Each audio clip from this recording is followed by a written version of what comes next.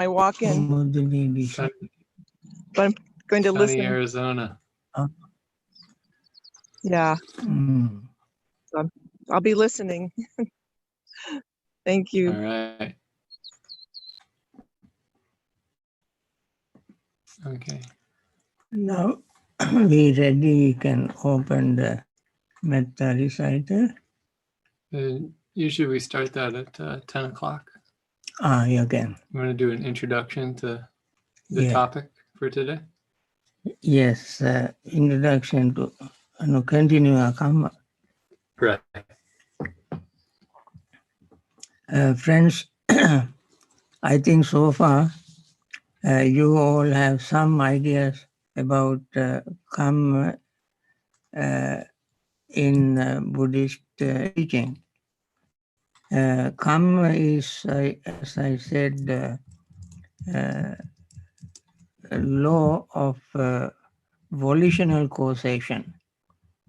Causation is a dependent arising. This is exactly the same as the word dependent origination. In both, we see how cause produces its respective results. Also, I mentioned Kamma, as Buddha mentioned, I just repeated, Kamma is volitional activity. Kamma also is not something passive, but it is active. Nor is it pessimistic or pure optimistic, but it is realistic way of things happen.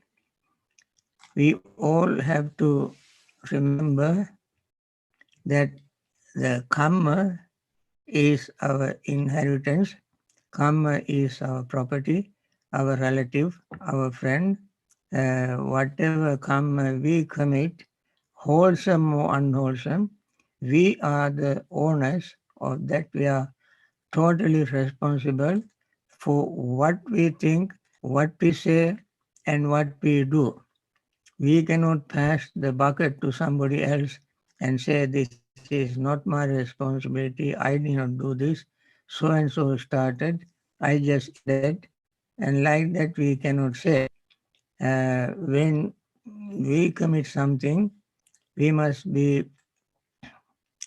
psychologically, physically strong enough to be honest and sincere, to accept our responsibility. And this is a very wonderful teaching of taking responsibility. Therefore, it is very dynamic, practical system, practical way of understanding the truth or the Dhamma. Then, so no Kamma actually can commit without volition. I mentioned, I gave 5 reasons for committing to complete a Kamma, one of which is volition. Even if all other conditions are fulfilled, complete, if there is no volition, that is not Kamma. I mentioned an example about killing an animal. Suppose I gave also extended my simile example by using a rock and you threw and landed it on an animal, that animal died and so on. But suppose you had a fight with somebody. You may be totally innocent, but somebody would be attacking you physically. then in self-defense you also begin to attack. But somehow your attack or your blow was landed on the vital part of the other person's body. And that was so fatal, he would die. And you would be sued in criminal court for killing that person. But you can prove, maybe by yourself or through your lawyers, you can prove that you did not have an intention to kill him. You simply, out of self-defense, you hit the person and he died. Your intention was not to kill him, and you really regret that he died. So the verdict would be, as I heard in the criminal court in any civilized country, that the verdict will be culpable homicide not amounting to murder. That means you will not be punished for capital offense by killing. You will be punished by jailing and so forth for a certain period of time and then released from the jail. Similarly, when Kamma is committed, if the intention is not there to do, but some side effects, side results will be there, and that would be minor and will not be major Kamma. Therefore, that we have to understand when we commit a Kamma. There are, in Samyutta Nikaya, Buddha said there's a discourse called Chetana Sutta. Chetana Sutta means the discourse on thoughts. In that discourse, Buddha said, when one thinks and deliberate or has underlying tendency called anusaya. Chinteti pakapeti anusayati. Chinteti think, pakapeti deliberates, anusayati having underlying tendency. And then Buddha said, Chinteti aramanangotis vinyasa patiktaya. And this becomes the foundation or the object. Aramana means hanging on, or for the consciousness to hold on to, the thought, deliberation, or underlying tendency. When we have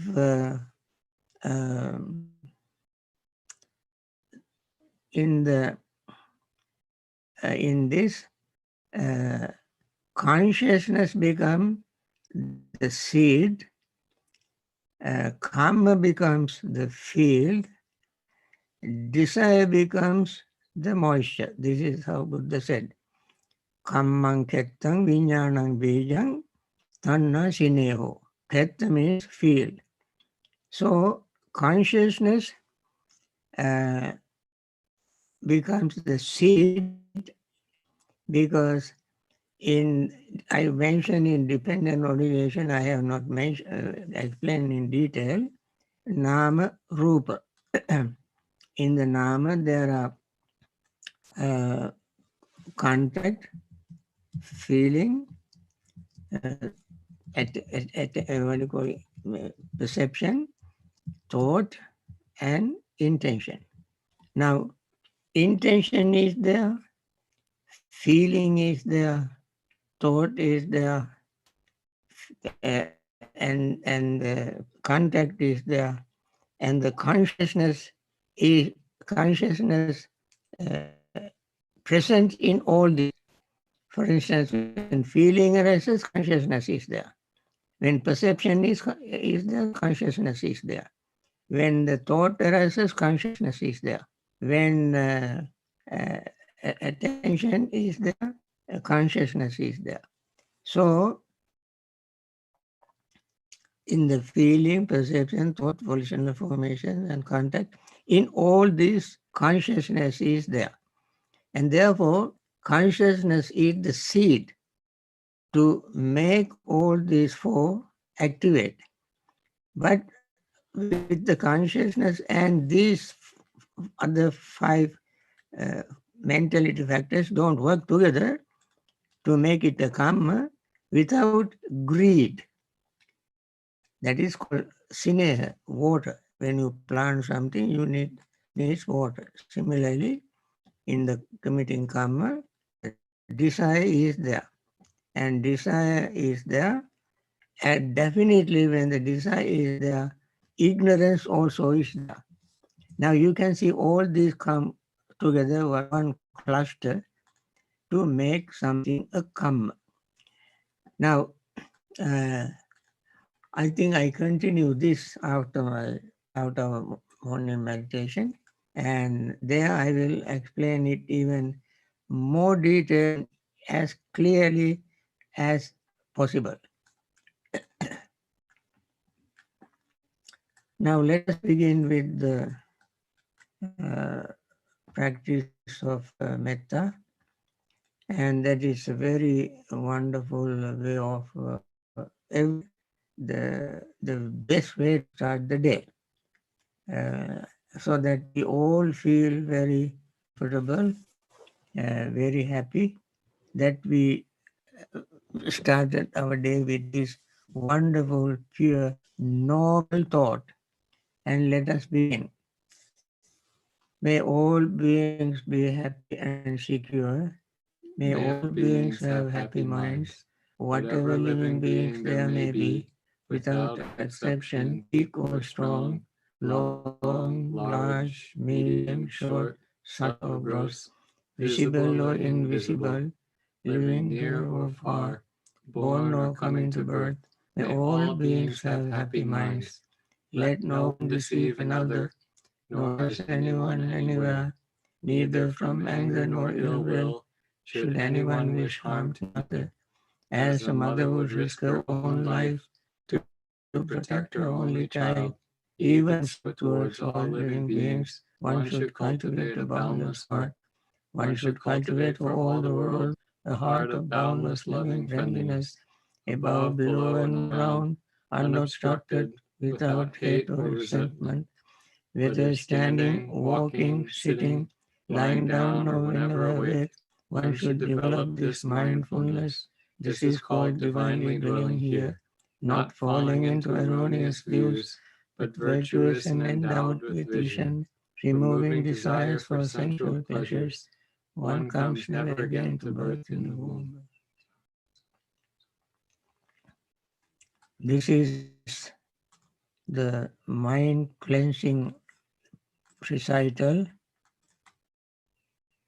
When we practice this and we want to pervade our metta all around the universe in all 10 directions without any reservation and with clean, sincere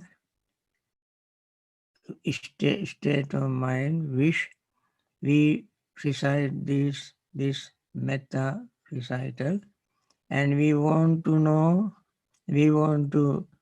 that there are so many people suffering all over the world, particularly because of this virus, and therefore we all want to join together with one mind, one heart, one intention to help these people with our strong, powerful, pure metta thought. And then we start our practice of mindfulness. That is, we start paying total undivided attention to our breathing and breathe normally without trying to hold breath, control breath, or manipulate breath, but just let the breath flow in and out as naturally as it does. And then without also verbalizing, conceptualizing, just pay total attention and notice inhaling as inhaling, exhaling as exhaling.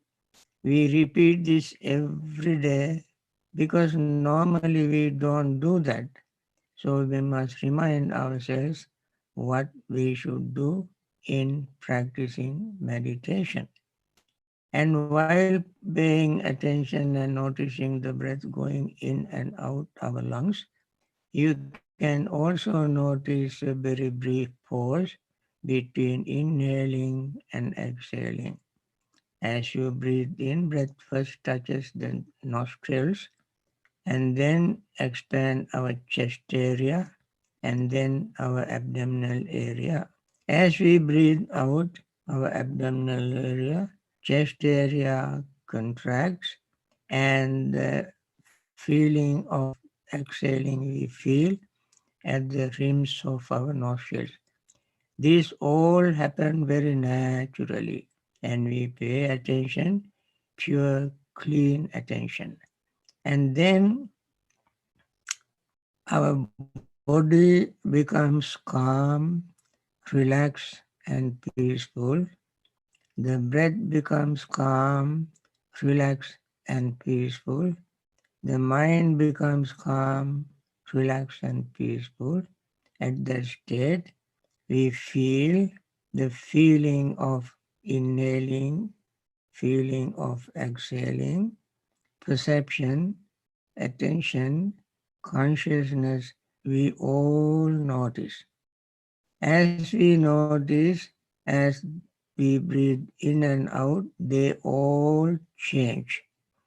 For instance, the feeling, perception, attention, and consciousness that we have when we are breathing in will no longer be there when we breathe out. New feeling, new perception, new thought, new attention, new consciousness arises, and it disappears as quickly as the breath leaves our body. And that repeats again and again every moment we breathe in and out. Only when we breathe consciously, paying attention, can we notice it. Otherwise, they simply are not discernible. When this body and mind and breath are calm, relaxed, peaceful, our greed will fade away, our resentment fade away, our loving friendliness, we begin to see how pure, clean it is, and then our sleepiness, drowsiness, restlessness, and worry all fade away. When all this happens, our the feeling of joy arises, happiness arises, and we gain concentration. Even this may not be highly charged concentration of jhanic type or not jhana, but that is pure and clean and strong enough to notice very subtle changes in our body, feelings, perceptions, thoughts, and consciousness. Previously we noticed their changes in a gross way, gross changes. When we gain concentration, we see the change, the subtlest and deepest changes taking place in our body, feeling, and so on. And noticing, when we notice this, we definitely will have a confidence and trust in realizing the truth. And no doubt can exist in our mind with regard to impermanence. No doubt will there be with regard to non-existence of permanent self. So with this, let us continue our silent practice.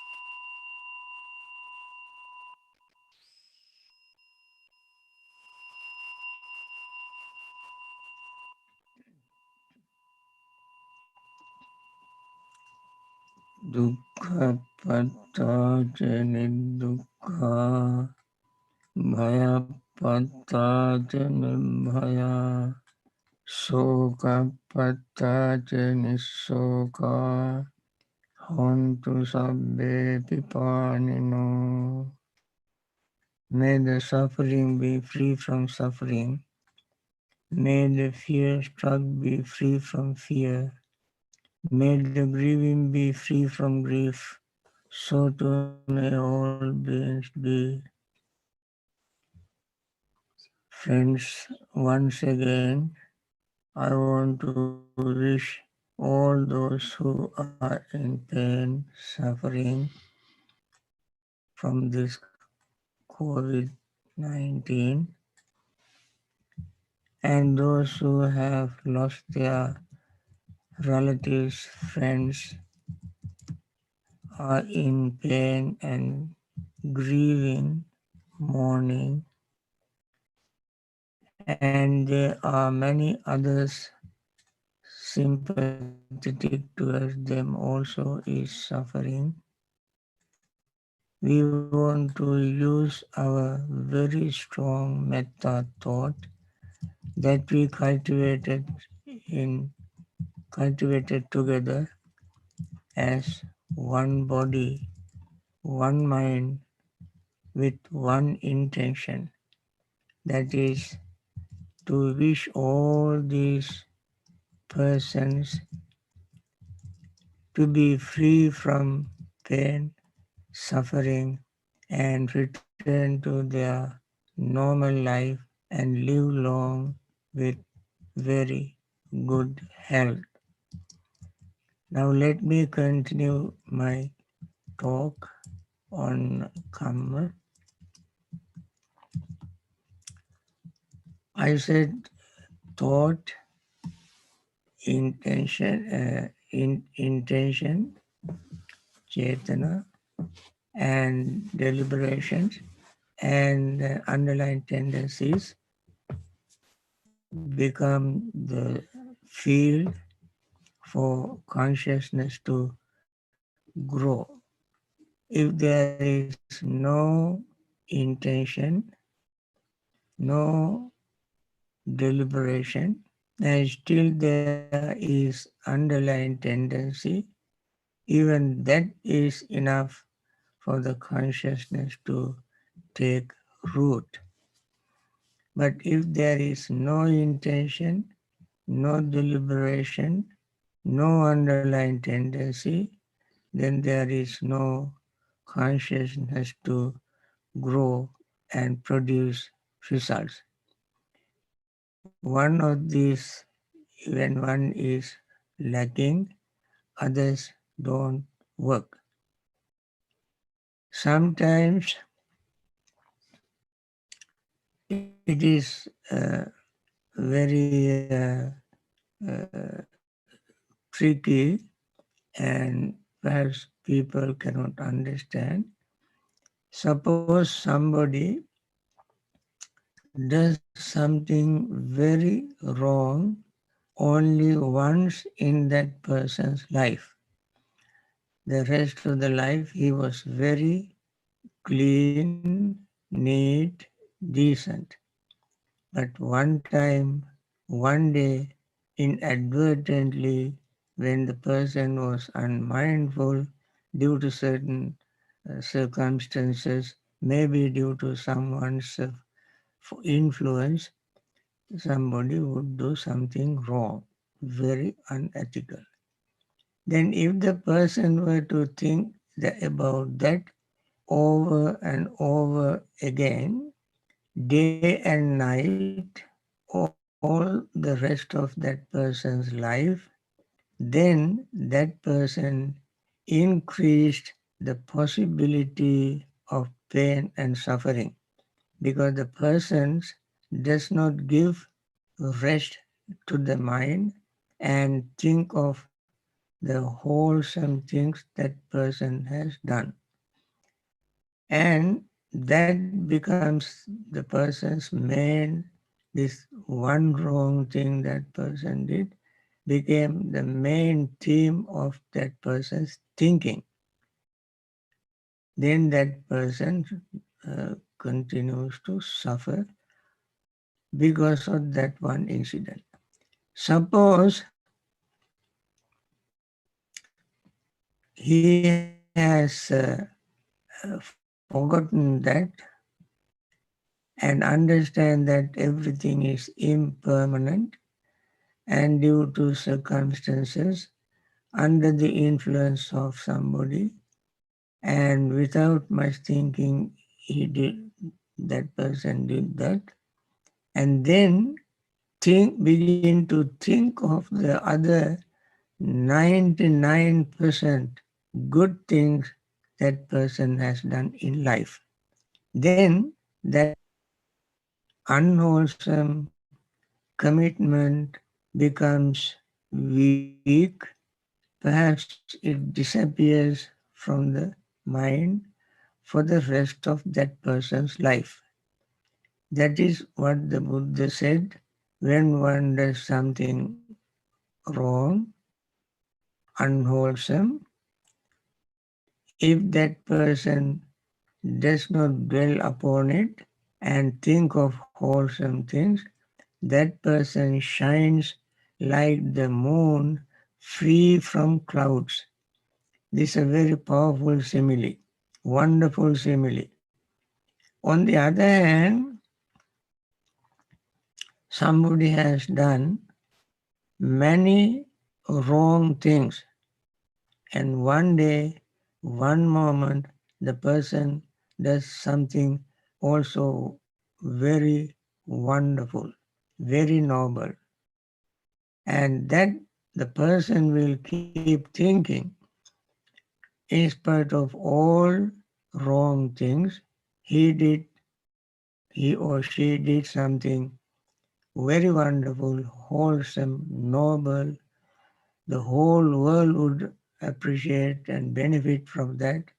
Then the person keeps thinking of that one good deed, that one good deed.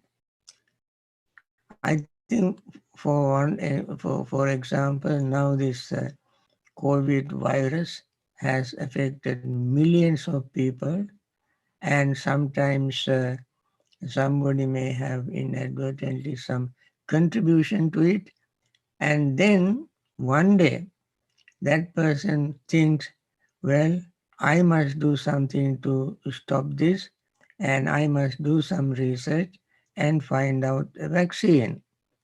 The person may have done it only once in his life, that person's life, and that would help millions of people to recover from the disease. So, in spite of that person's unwholesome thoughts, words, and deeds, one wholesome thing, 99% of his life he was doing wrong things, but this 1%, one thing that person did, helped millions of people. So the person can think of, among all these things, these wonderful things, and that person can live very, very happily. That is another way of shining oneself like the moon, that free from clouds. Now it works in both ways. See the way how Kamma works. And that is why we repeat, Kamma works in both ways. This is not some kind of unidirectional traveling. This is multidirectional. Sometimes we go up, sometimes we go down. And all depends on the state of mind, the way we think, how we conduct ourselves, what kind of things are there.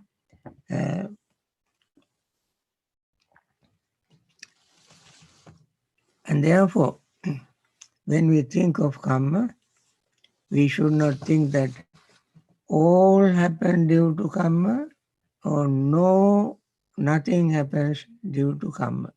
All happening due to Kamma is one extreme. Nothing happens due to Kamma is another extreme. And we cannot say that so and so committed Kamma, so and so does not commit a Kamma. But we all commit Kammas. And I mentioned it several times. This is not some mystic teaching or mystery in there. This is a very simple fact of law and law of causation of the mind. However, when we keep think more deeply, the Buddha said, to understand clearly what he said, we also have to do something. Just accepting what he said is not enough, but we have to do something. Without our homework, without playing our part, accepting Buddha's own words is not going to help us. We have to do our homework. And he said the homework is very difficult here in this case, because it is our own personal responsibility to do our homework. Buddha said that there is no person that commits Kamma. No Kamma happens automatically without any involvement. These are the other extremes. The Kamma happens due to certain other conditions. It is the law of dependent origination. As you were at the beginning, you asked me this question. The relationship between these two, relation is almost, both of them are almost identical. That is relationship. So, when greed, hatred, and delusion arises, whatever we say and think and do turns out to be Kamma.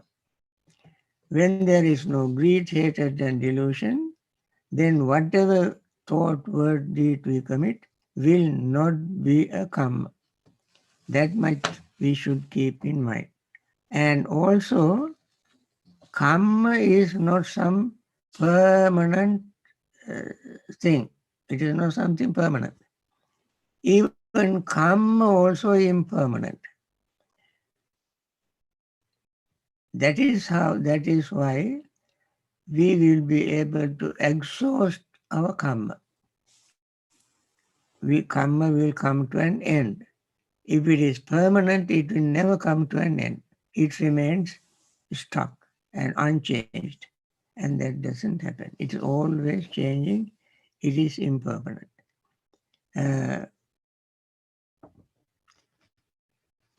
Somebody can ask if everything is impermanent, even the Kamma is impermanent, how can Kamma be effective? It is purely because of they are impermanent.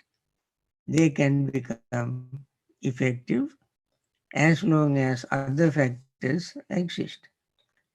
So all the factors must come to an end in order to end Kamma. And it is very 100% personal, individual.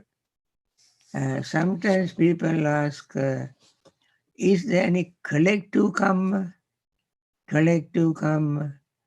For instance, somebody can say this virus is spread and many people get affected, many people die. They can ask, are all these people who die now, they die because of their own Kamma or somebody else's Kamma? That is a question that nobody can answer with certainty, no definite answer to that question, because that can become a sort of a mixture. Some may be due to karma, some may not. And therefore, that is a directly unanswerable question that depends on various things. And then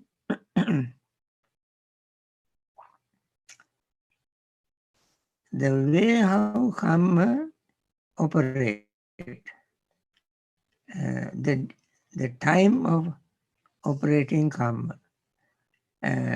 Some karmas produce their results in this very life, and perhaps it may end right there.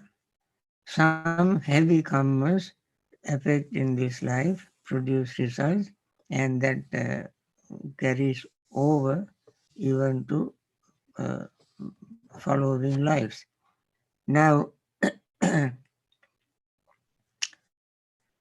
there is another category of karma that does not produce results in this life, but it produces its results in the next life, immediately after this life.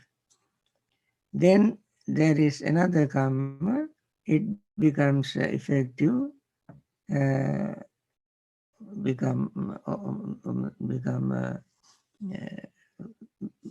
effective, produce results in any time in samsaric existence, any time in life, samsara.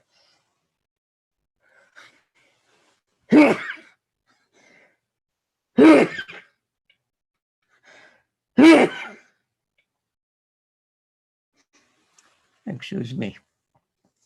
And therefore these are three categories karma. And there is another karma which is called ineffective karma. That means that karma does not produce any results. That means,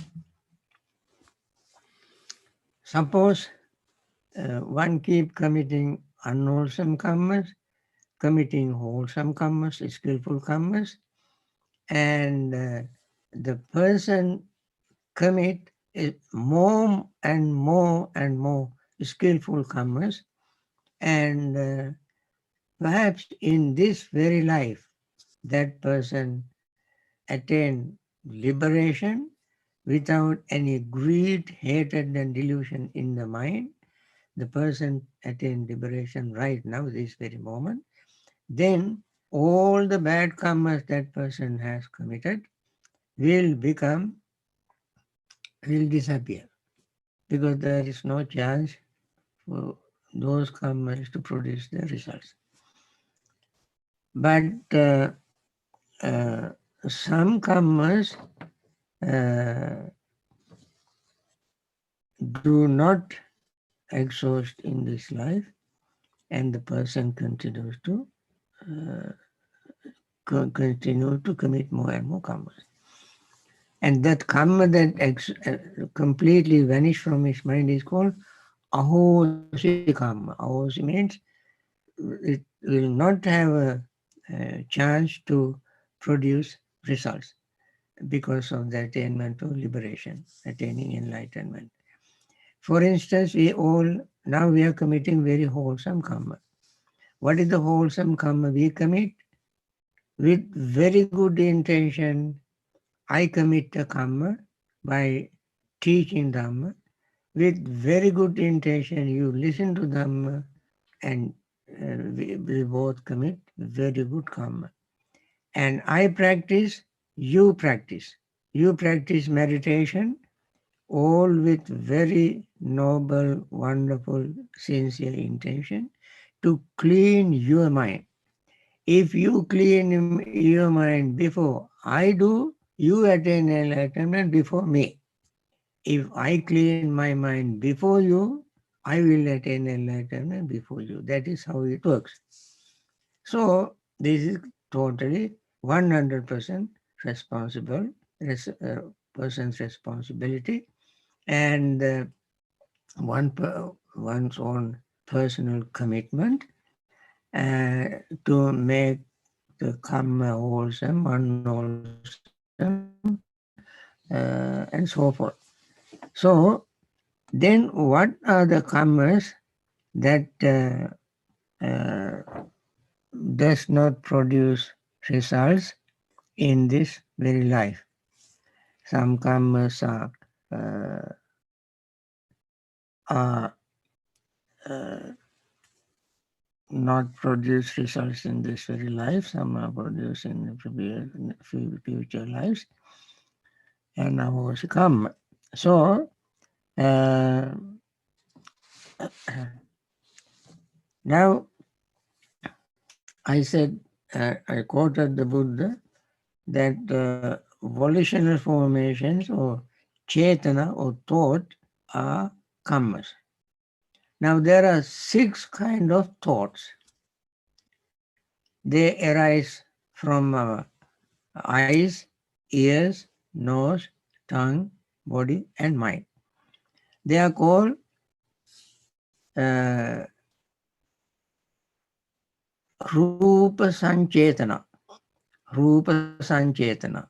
The meaning, when the eye consciousness arise, come together, contact consciousness, eye and visual objects come together, consciousness arise. When these 3 work together, at the same time, contact arises. As soon as contact arises, along with the contact, feeling arises. When feeling arises, the perception arises. What is the perception? Perception of the object. And therefore it is called Rupa Sanchetana. Rupa Sanchetana. I mentioned Sanchetana is Kamma. Now, depending on the Rupa that the eye saw, Kamma machine begins to operate.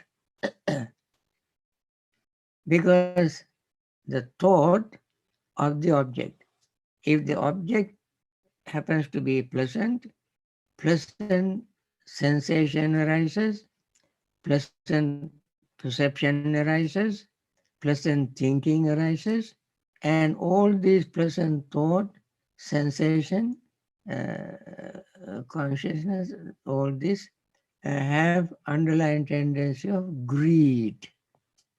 Now, as I mentioned earlier, greed becomes the source of field for consciousness to take root. Now, underlying tendency, anusaya. Now, that is enough for us to repeat our Kamma, because all the necessary conditions are there for us to have a thought. What kind of thought? Thought of greed, thought of hatred, thought of delusion, thought of jealousy, fear, worry, anxiety, and so forth. When the mind is cluttered with these things, our thought, words, deed are not very clear. And then we commit whatever we say or do and think with this influence become our unwholesome karma.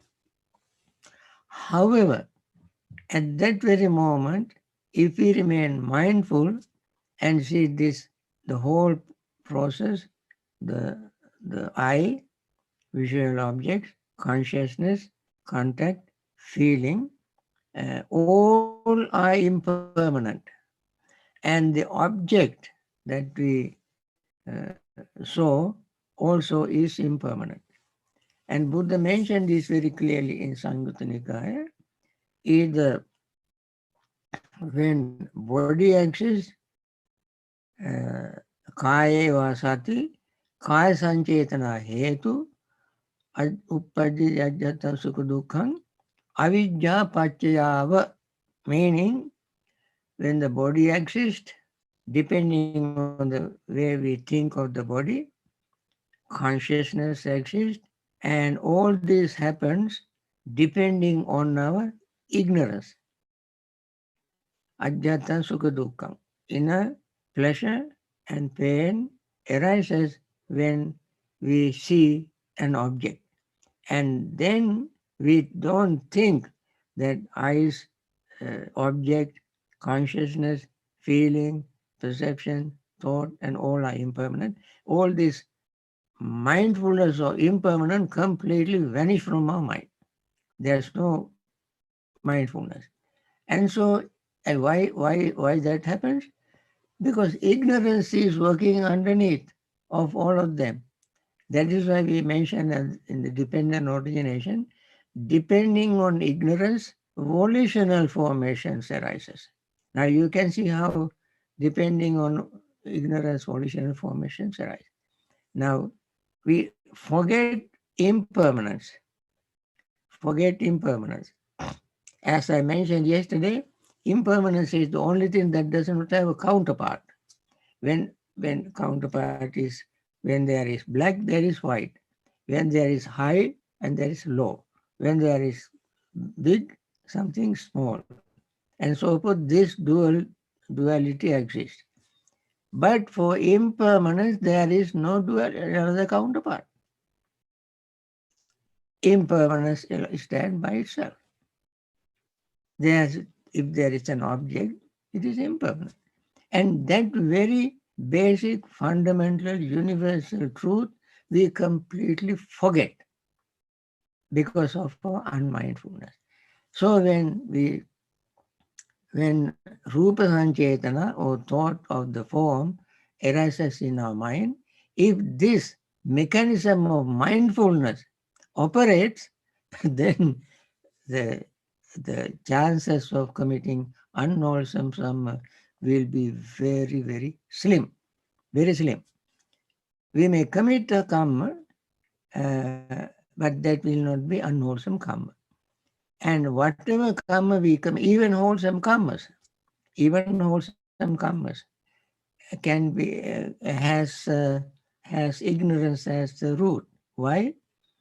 As I mentioned yesterday, in wholesome karmas have two sides, kusala karma and punya karma.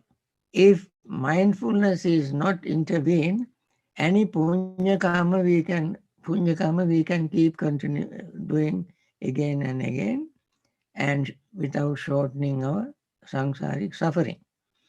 When mindfulness intervene and come to our rescue, then we commit wholesome karma, skillful karma, depending on that object. How can we do that? See, this eyes, the object, feeling, perceptions, and all this, all are impermanent. That mindfulness does not arise in our mind if we are not mindful. If we are not mindful. And therefore, if we have mindfulness, at that moment, our karma is wholesome karma. That is why meditation is called wholesome, skillful karma. Why? In meditation, as we keep paying total attention to whatever is happening in our mind and body, we see them all incessantly changing, all impermanent. When we see that, our mind remains very balanced or equanimous. Indriya Bhavana Sutta, Buddha mentioned this very clearly, but that's a long sutta, but some other times I can explain that whenever such mental phenomena arises, if we maintain mindfulness, we can bring mind to balanced, equanimous state without falling into one extreme or the other, and continue our awareness of dependent origination and our karma, causes and conditions. And we see now, when the mind becomes very clear, we see the relationship between cause and condition, effect. when we automatically we see when this arises, this arises. When greed arises, pain arises. When generosity arises, happiness arises. And so forth. We can see this. We can see this happening.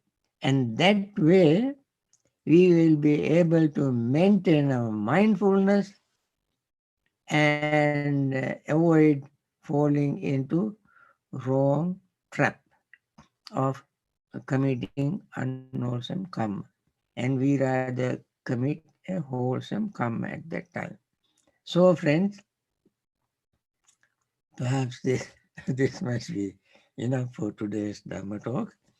And I also want to, I hope you remember all these things. If not, you may go to the recorded talk and listen again and again until this point is very clear in your mind. Listen to it. Friends, this is I feel very happy that I had this moment of your precious attention. You are wonderful people coming to learn Dhamma. I'm 100% happy that you listen to Dhamma, practice Dhamma, clean the mind, and wish the world to be peaceful and happy. Especially this time when so many people are suffering, we all must try to develop our own mental state, very sincere heart, as one unit, one body, one mind, one intention, to wish all these suffering beings to be free from suffering and attain liberation. May they all come back to their normal life, and all those who have been helping them in many different ways. Even my friend who is helping me to do all this is contributing an enormous amount of uh, uh, effort, time, energy, skill, and so forth to make this work.